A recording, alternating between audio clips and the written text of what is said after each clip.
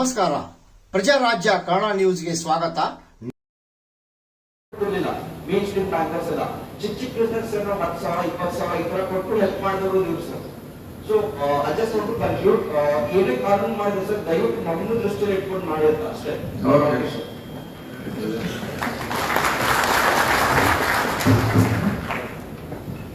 ನಾನು ಆಗ್ಲೇ ಹೇಳಿದೆ, ಈ ಬೇಟಿಂಗ್ ಇರೋದು ಆ ರೀತಿ ಯಾರು ಸಮಸ್ಯೆ ಮಾಡ್ತಾ ಇದ್ರೆ ಅವರಿಗೆ.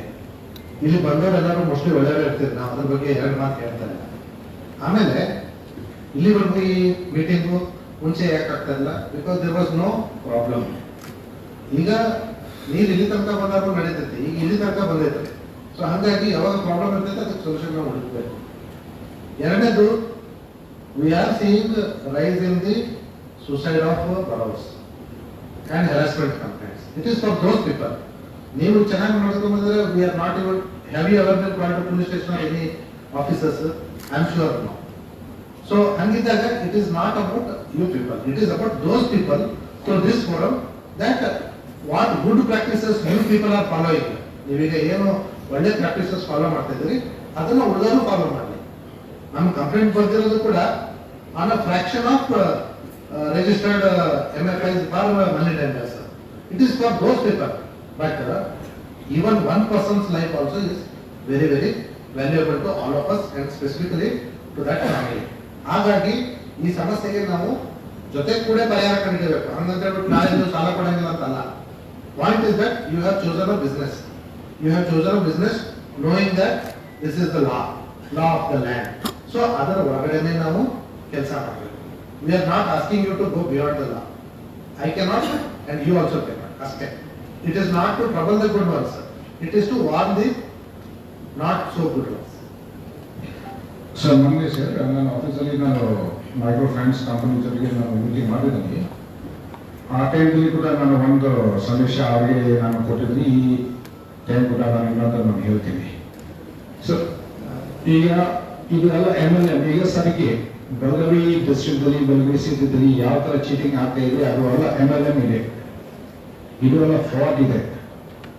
ಮತ್ತೆ RBI ಕಡೆಯಿಂದ ಬೇರೆ ಬೇರೆ ಫೈನಾನ್ಷಿಯಲ್ ಇನ್ಸ್ಟಿಟ್ಯೂಷನ್ಸ್ ಇಂದ MLM ಬಗ್ಗೆ ಬಹಳ ಇನ್ಸ್ಟ್ರಕ್ಷನ್ಸ್ ಬಂದಿದೆ, ಇದು ಫಂಕ್ಷನ್ ಆಗಬಾರ್ದು ಅಂತ.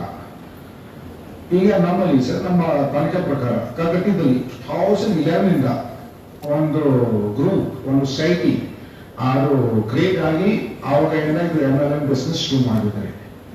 It is not possible that the micro finance companies have no knowledge. ಅದು ಸರಿಯೇ ಇಲ್ಲ. ನಿಮ್ಮ ಹತ್ರ ಯಾವುದು ಮಾಹಿತಿ ಇಲ್ಲ, ಆ ಊರಲ್ಲಿ ಅದು ಒಂದು ಸೊಸೈಟಿ ಇದೆ, ಇದೆಲ್ಲ MLM ಬಿಸ್ನೆಸ್ ಮಾಡ್ತಾ ಇದ್ರಂತೆ, ನಿಮ್ಮ ಹತ್ರ ಏನು ಮಾಹಿತಿ ಇಲ್ಲ.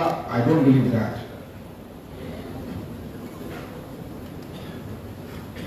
ಯಾಕಂದ್ರೆ ನಿಮ್ಗೆ ಪ್ರಾಫಿಟ್ ಮುಖ್ಯ ಇದೆ, ಆಯ್ತು, ಆದ್ರೂ ನಿಮ್ಮ ಬಿಸ್ನೆಸ್ ಪ್ರಾಫಿಟ್ ಬಹಳ ಮುಖ್ಯ ಇದೆ. ಆದ್ರೂ ನಿಮ್ಮ ಗಮನ ಬಹುಶಃ ಈ ತರ ಮಾಹಿತಿ ಬಂದಿದೆ, ಆ ಜಾಗದಲ್ಲಿ ಈ ಜಾಗದಲ್ಲಿ ಒಂದು MLM ಸೊಸೈಟಿ ಫಂಕ್ಷನ್ ಆಗ್ತಾ ಇದೆ, ಜವಾಬ್ದಾರಿ ನಿಮ್ದು ಇದೆ to bring it to the knowledge of the concern authorities. ಆದ್ರೂ ಮಾಹಿತಿ ನೀವು ಶೇರ್ ಮಾಡ್ತಾ ಇಲ್ಲ, then it also becomes part of your fault. So ದಯವಿಟ್ಟು ಈ ಮುಂದೆ ಬಹುಶಃ ನಿಮ್ಗೆ ಯಾವಾಗ ಇದರ ಮಾಹಿತಿ ಬಂದ್ರೆ ಆ ಜಾಗದಲ್ಲಿ ಆ ಊರಿನಲ್ಲಿ ಈ ತರ ಒಂದು ಸೊಸೈಟಿ ಕ್ರಿಯೇಟ್ ಆಗಿದೆ, ಈ ತರ ಬಿಸ್ನೆಸ್ ಫ್ರಾಡ್ ಬಿಸ್ನೆಸ್ ಈ ತರ MLM ಬಿಸ್ನೆಸ್ ಕ್ರಿಯೇಟ್ ಆಗ್ತಾ ಇದೆ, ಯು ಶುಡ್ ಗಿವ್ ಇನ್ಫಾರ್ಮೇಶನ್. ಅದು ಕನ್ಸರ್ನ್ ಅಥಾರಿಟಿಗೆ ನೀವು ಇನ್ಫಾರ್ಮೇಶನ್ ನೀವು ಕೊಡ್ಬೇಕು. ಇದು ಕಂಪಲ್ಸರಿ ಇದೆ. You can just keep on saying ಅದು ನಮಗೆ ಗೊತ್ತಿಲ್ಲ, ಗುಡ್ ಫೇತ್ ಮೇಲೆ ನಾವು ಕೊಡ್ತಾ ಇದ್ವಿ, KYC ವೆರಿಫಿಕೇಶನ್ ನಾವು ಮಾಡಿದ್ವಿ, ಇದೆಲ್ಲ ಮಾತಂದ್ರೂ